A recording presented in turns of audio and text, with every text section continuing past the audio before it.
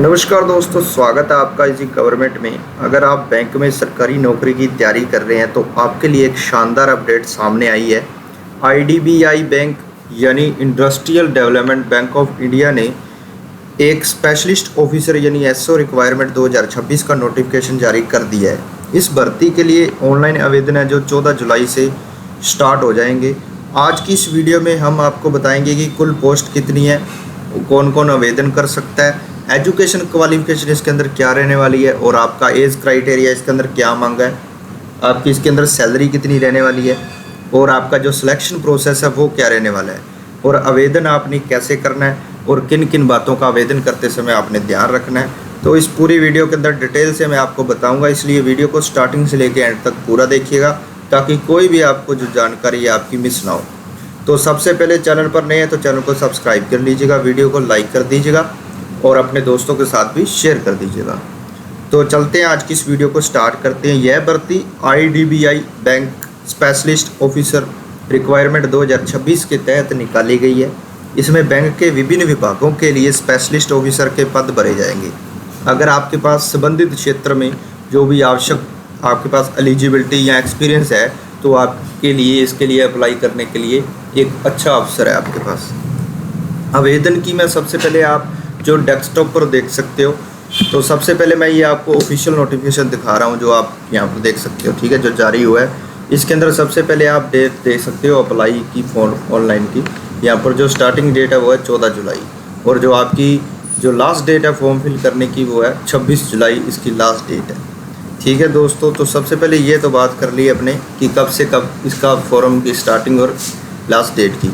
Next बात करते हैं अपने कि आपने जो आपकी एजुकेशन क्वालिफिकेशन है और कौन कौन सी पोस्टें रहने वाली हैं, ठीक है, उसके बारे में बात कर लेते हैं। तो जैसे आप यहाँ पर देख सकते हो डिटेल्स ऑफ पोस्ट, अलग अलग एरिया के अंदर अलग अलग मतलब डिपार्टमेंट के अंदर अलग अलग पोस्ट है। तो यहाँ पर टोटल आपके सामने फंक्शनल एरियाज हैं जो 4 हैं, जिसमें सबसे पहला है ऑडिट इंफॉर्मेशन सिस्टम यानी आईएस, जिसके अंदर आपको इन एरियाज़ के अंदर आ जाती है जो पोस्ट है वो आती है एक डिप्टी जनरल मैनेजर की, एक आती है असिस्टेंट जनरल मैनेजर की, एक आती है मैनेजर की।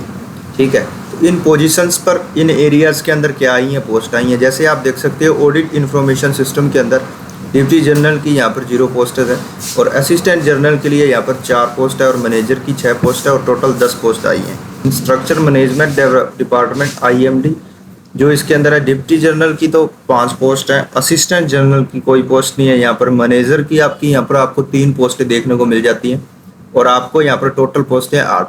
तो इस तरह एरिया वाइज इन्होंने डिपार्टमेंट वाइज क्या अलग अलग इन पोस्टों पर जो अलग अलग पोजीशंस पर अलग अलग पोस्टें आपको यहाँ पर देखने को मिलेंगी और टोटल जो यहाँ पर सीट्स जो रहने वाली है वो आपकी 31 सीट्स रहने वाली है। ठीक है, 31 पोस्ट है इसके अंदर 31।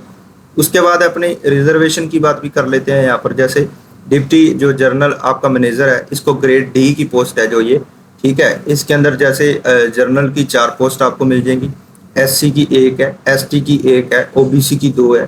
ठीक है, इस प्रकार आपको इन पोस्ट को जो है कैटेगरी वाइज भी यहाँ पर डिवाइड किया गया है, रिजर्व किया गया है। तो वो आपने यहाँ से फॉर्म फिल करने से पहले इसको अच्छे से चेकआउट कर लेना है।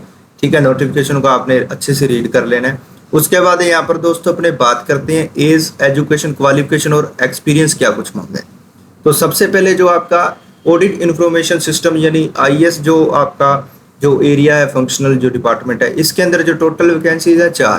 ठीक है, ग्रेड C के अंदर ये पोस्टेज आती हैं। इसके अंदर जो एज क्राइटेरिया मांगा है वो मिनिमम 28 साल है और मैक्सिमम जो एज होनी चाहिए आपकी 40 साल होनी चाहिए। एजुकेशन क्वालिफिकेशन की बात करते हैं इस डिपार्टमेंट के लिए, तो इसके अंदर आपकी BTech है, BE इंफॉर्मेशन टेक्नोलॉजी IT है, इलेक्ट्रॉनिक एंड कम्युनिकेशन है ना, सॉफ्टवेयर इंजीनियरिंग के अंदर आपकी अगर डिग्री की है, इलेक्ट्रिकल के अंदर की है, इलेक्ट्रॉनिक्स या एंड इलेक्ट्रिकल के अंदर की है, जैसे BSc है या कंप्यूटर साइंस के अंदर BSc आपकी BC है। तो इन सब के अंदर आपने ये अगर आपकी एलिजिबिलिटी आपने ये कर रखी है डिग्री तो आप इसके लिए क्या सकते एलिजिबल हो। आपने बाकी चेकआउट कर लेनी है फॉर्म फिल करने से पहले। यानी यहाँ पर एक्सपीरियंस की बात कर लेते हैं, 7 वर्ष का आपके पास एक्सपीरियंस भी यहाँ पर आपसे मांगा गया है। बाकी ये आपने अच्छे से रीड कर लेना है, जैसे 7 वर्ष का है तो उसके बाद यहाँ पर आपने अच्छे से इसको रीड करके देन आपने इस फॉर्म को फिल करना है। ठीक है, अच्छे से इन डिटेल्स को आपने यहाँ से चेकआउट कर लेना है फॉर्म फिल करने से पहले। अगर आप उस क्राइटेरिया से मैच करते हो तो आप इसके लिए क्या कर सकते हो, फॉर्म फिल कर सकते हो। सेकेंडली आप देख सकते हो यहाँ पर जो अपना एरिया है ऑडिट इन्फॉर्मेशन जो सिस्टम, इसके अंदर टोटल 6 वैकेंसीज आपको देखने को मिलेंगी। ग्रेड बी की यहाँ पर जॉब रहने वाली है। इसमें मिनिमम जो एज क्राइटेरिया वो है 25 साल और मैक्सिमम 35 ईयर्स यहाँ पर आपको देखने को मिलेंगे। बाकी आपने यहाँ से भी चेक कर लेनी है एजुकेशन क्वालिफिकेशन इस नोट जो अप्लाई करने से पहले, और एक्सपीरियंस भी यहाँ से आपको देखने को मिल जाएगा। उसके बाद बात करते हैं आपका जो 3rd नंबर का एरिया है इंफ्रास्ट्रक्चर मैनेजमेंट डिपार्टमेंट। इसके अंदर आपको वैकेंसीज देखने को मिलेंगी 5 और ग्रेड डी की पोस्टेज इसके अंदर रहने वाली हैं। इसका जो एज क्राइटेरिया वो मिनिमम है 35 ईयर्स और मैक्सिमम है 45। इसके अंदर भी आपको ये एजुकेशन क्वालिफिकेशन ये सामने आपके देख सकते हो, ये आपको देखने को मिलेगी और ये आपका एक्सपीरियंस यहाँ पर रहने वाला है। ठीक है दोस्तों, तो उसके बाद दोस्तों ये थी हमारी एज क्राइटेरिया और एजुकेशन क्वालिफिकेशन और पोस्टेज जो आपको यहाँ से आपने अच्छे से रीड कर लेना है अप्लाई करने से पहले। और यहाँ पर आपको कुछ इंस्ट्रक्शंस जो देख लेने हैं, यहाँ से आपने इनको अच्छे से रीड करना है, उसके बाद ही आपने इसको फॉर्म को फिल करना है। ठीक है, उसके बाद आपको डॉक्यूमेंट कौन कौन से आपके पास होने चाहिए, तो एज के लिए सबसे पहले तो आपकी 10th की जो मार्कशीट है उसके अंदर आपकी डेट ऑफ बर्थ है वो यहाँ पर फिल करनी है आपने। उसके साथ एजुकेशन क्वालिफिकेशन के लिए आपकी यहाँ पर देख सकते हो 10th 12th की मार्कशीट है, ग्रेजुएशन की आपकी या पोस्ट ग्रेजुएशन या मास्टर्स की यहाँ पर आपकी मार्कशीट आपको देखने को यहाँ पर मिलेगी, ये आपने यहाँ पर फिल करनी है। देन आप देख सकते हो यहाँ पर SC ST इनका जो आपका कास्ट सर्टिफिकेट है वो भी यहाँ पर देखने को मिलेगा, अपने यहाँ पर मांगा गया है तो वो भी आपने यहाँ पर लगाना है। आपका वर्क एक्सपीरियंस है, जो वर्क एक्सपीरियंस के अंदर आपकी जैसे पे स्लिप होगी या आपका ज्वाइनिंग लेटर है वो सब यहाँ पर आपने क्या करना है, फिल करना है, अपलोड करना है डॉक्यूमेंट। बाकी पर्सन विद डिसेबिलिटीज जो है उनके लिए भी यहाँ पर जो भी कैंडिडेट के लिए जो भी यहाँ पर दिया गया है डॉक्यूमेंट्स अपलोड करने वो आप इनको चेक कर सकते हो। और फोटो आइडेंटिटी के साथ जैसे आप देख सकते हो एनी 2 आपकी फोटो आइडेंटिटी, जैसे पैन कार्ड है, पासपोर्ट साइज है ना, एंड ड्राइविंग लाइसेंस है, वोटर कार्ड है, तो ये सब आपने यहाँ पर क्या करना है, अपने जो डॉक्यूमेंट अपलोड कर देने। उसके बाद आपका पे एंड अलाउंसेस क्या रहने वाला है, तो जैसे आप देख सकते हो कि जो अपना फंक्शनल एरिया ग्रेड डी का डिप्टी जनरल मैनेजर के अंदर इस डिपार्टमेंट के अंदर जो आपकी सैलरी पर मंथ रहने वाली है, तो यहाँ पर देख सकते हो आप, ये आपको देखने को मिल जाएगी, अच्छी सैलरी आपको यहाँ पर देखने को मिल रही है। ठीक है, देन आप यहाँ पर assistant general manager grade C के लिए, इसके लिए भी यहाँ पर आप सैलरी को चेक कर सकते हो, अच्छी खासी सैलरी आपको पर मंथ मिलने वाली है। ठीक है, तो ये 1 लाख प्लस ही यहाँ पर आपको 2 लाख 1 लाख प्लस सैलरीज आपको देखने को मिल जाती है अलग अलग एरियाज के लिए, तो बहुत अच्छी सैलरी भी रहने वाली है आपकी। और बाकी आप देख सकते हो अपॉइंटमेंट है या पोस्टिंग है उसके लिए भी यहाँ पर आपको सारा नोटिस आपको यहाँ पर दे रखा है। ठीक है, आपका प्रोबेशन पीरियड है वो देख रखा है यहाँ पर, आप जैसे चेक कर सकते हो 1 year date of joining will be ordinary confirmed. तो ये सब आपने अच्छे से चेकआउट कर लेना है, इनको रीड कर लेना है, देन ही आपने क्या करना है, आपका अप्लाई करना है। उसके बाद सिलेक्शन प्रोसेस भी यहाँ पर दे रखा है, पहले स्क्रीनिंग वगैरह होगी, उसके बाद आपका डॉक्यूमेंट वेरिफिकेशन भी होगा, है ना, वो सब आपने चेक कर लेना है। एंड आपका जो इंटरव्यू है वो भी यहाँ पर रहने वाला है। उसके बाद डॉक्यूमेंट वेरिफिकेशन होगा आपका, फिर आपका मेडिकल का यहाँ पर भी प्रोसेस दे रखा है ना, मेडिकल फिटनेस, इसको लेके भी आप देख सकते हो, यहाँ पर रेड कर सकते हो। ठीक है, शॉर्ट लिस्टेड किया जाएगा, उसके बाद आपको इंटरव्यू के लिए बुलाया जाएगा, डॉक्यूमेंट वेरिफिकेशन होगा, फिर आपका मेडिकल टेस्ट वगैरह ये सब रह जाते हैं। उसके बाद एलिजिबिलिटी क्राइटेरिया, सबसे पहले नेशनलिटी आपकी सिटीजन ऑफ इंडिया होनी चाहिए। ठीक है, सिटीजन ऑफ इंडिया। सेकंड है आपकी नेपाल, ये सब आपने ये चेक कर लेना है अच्छे से ना, जो भी यहाँ पर आपको मांगा है ये आपने चेक कर लेना है। देन आप यहाँ पर एज क्राइटेरिया अच्छे से चेक कर सकते हो। ठीक है, जो एरियाज वाइज भी यहाँ पर क्या एज क्राइटेरिया दे रखा है, तो जैसे डिप्टी जनरल मैनेजर है ग्रेड डी की पोस्ट है, इसके लिए मिनिमम 35 ईयर्स ओल्ड है आपकी और मैक्सिमम 45 ईयर्स। ठीक है, और आपका असिस्टेंट जनरल जो मैनेजर ग्रेड सी की पोस्ट है इनके लिए आपका मिनिमम तो 28 साल है और मैक्सिमम जो 40 साल आपको यहाँ पर आपकी एज होनी चाहिए। और मैनेजर ग्रेड बी है, इसके लिए मिनिमम एज क्राइटेरिया 25 वर्ष और मैक्सिमम 35 वर्ष यहाँ पर रखा गया। बाकी एज का रिलैक्सेशन भी जो अपर एज वाले हैं तो कैटेगरी वाइज उनके लिए एज रिलैक्सेशन भी आपको यहाँ पर देखने को मिल जाता है। जैसे SC ST के लिए है तो 5 साल का आपको यहाँ पर एज रिलैक्सेशन है। आपका OBC है, ठीक है, तो उसके लिए 3 साल का आपको देखने को मिल जाएगा। आपका पर्सन विद बेंचमार्क डिसेबिलिटी, इसके लिए PWBD के लिए आपका 10 साल यहाँ पर दिया गया और एक्स सर्विसमैन है उसके लिए 5 वर्ष यहाँ पर दिया गया। ठीक है, तो ये आपको इन्होंने आपको चेकआउट इसको कर लेना है। इसको रीड करने के बाद ही आपने क्या करना है, फॉर्म फिल कर देना है। देन उसके बाद आपके यहाँ पर रिजर्वेशन अलग अलग आपको यहाँ पर देखने को मिल जाती है। ये आपने यहाँ से रीड कर लेना है अच्छे से। और बैंक वालों के लिए एक अच्छा अवसर है।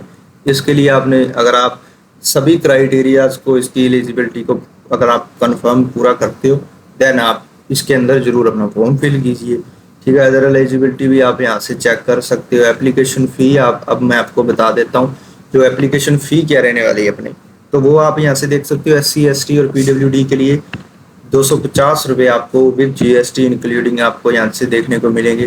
250 रुपये आपकी यहाँ पर फीस रहने वाली है। जर्नल, EWS एंड OBC की आपकी यहाँ पर 1050 जो आपकी फीस रहने वाली है इंक्लूडिंग GST। तो वो यहाँ पर आपकी फीस भी मिलती है, आपको फॉर्म फीस इतनी रहने वाली है। उसके बाद आपका मोड ऑफ पेमेंट क्या ऑनलाइन रहने वाला है, यहाँ पर आप चेक कर सकते हो, ऑनलाइन मोड ओनली। ठीक है, तो ये आपका प्रोसेस रहने वाला है पेमेंट का। उसके बाद आप जैसे चेक कर सकते हो कैसे आपने अप्लाई करना है। अप्लाई करने का प्रोसेस, सबसे पहले क्या करना है, आपने ये जो आपको ऑफिशियल, आपको नोटिफिकेशन के अंदर ही ऑफिशियल साइट का लिंक भी मिल जाता है, यहाँ से आपने क्लिक करोगे जैसे ही, तो आपके सामने जो कैरियर या रिक्वायरमेंट सेक्शन आपको ओपन हो जाएगा। उसके ऊपर फिर आपने IDBI बैंक का जो SO रिक्वायरमेंट आएगा, वहाँ पर आपने 2026 उस पर आपने क्लिक कर देना है। फिर आपने वहाँ से रजिस्ट्रेशन कर लेना है। जैसे रजिस्ट्रेशन करोगे तो फिर आपने करके आवेदन फॉर्म है उसको ध्यानपूर्वक भर देना है। भरने के बाद जो भी आपके डॉक्यूमेंट्स वहाँ पर मांगे जाएंगे वो आपने फिल कर देने हैं। देन आपने आपकी जो पेमेंट है, फी है, जो इसकी चार्जेस हैं जो है ना फॉर्म के, वो आपने जमा कर देने हैं। देन आपने सबमिट करके उसका प्रिंट आउट आपके पास रख लेना है। आवेदन करते समय आपने जो ध्यान रखने वाली बातें हैं, सभी जानकारी या डिटेल्स वो आपने अच्छे से फिल कर देनी है। मोबाइल नंबर है, ईमेल है, जो भी आप वहाँ पर फिल करोगे वो आपका एक्टिव होना चाहिए। ठीक है, इस बात का आपका ध्यान रखना है।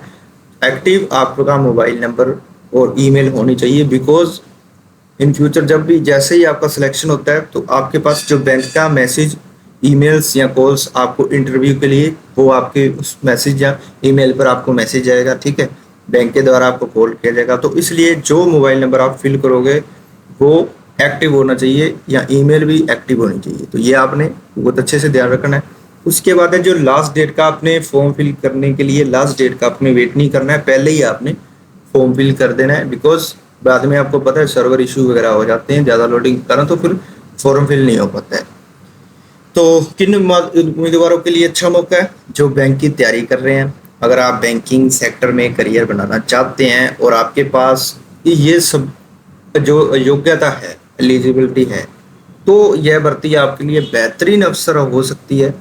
ठीक है, तो दोस्तों IDBI बैंक SO रिक्वायरमेंट 2026 का नोटिफिकेशन जारी हो चुका है और ऑनलाइन आवेदन मैं फिर बता देता हूँ 14 जुलाई 2026 से शुरू होंगे। यदि आप पात्र हैं तो समय पर आपने अप्लाई कर देना है और किसी भी फर्जी वेबसाइट पर आपने बिल्कुल भी नहीं जाना है, उन सब से बचना है। ऑफिशियल वेबसाइट पर जाके आपने इसका क्या कर देना है, फॉर्म फिल कर देना है। अगर आपको आज की ये जानकारी अच्छी लगी तो हमारे इस चैनल को सब्सक्राइब कीजिएगा, वीडियो को लाइक कीजिएगा। नीचे कमेंट सेक्शन के अंदर कोई भी क्वेरी हो, आपका कोई भी डाउट हो, तो नीचे कमेंट सेक्शन के अंदर कमेंट जरूर कर दीजिएगा, मैं आपको उसका जवाब दे दूँ। तो दोस्तों वीडियो को लाइक जरूर कीजिएगा, अपने दोस्तों के साथ शेयर जरूर कीजिएगा। तो मिलते हैं नेक्स्ट वीडियो के अंदर एक नए लेटेस्ट अपडेट के साथ, तब तक लिए धन्यवाद दोस्तों।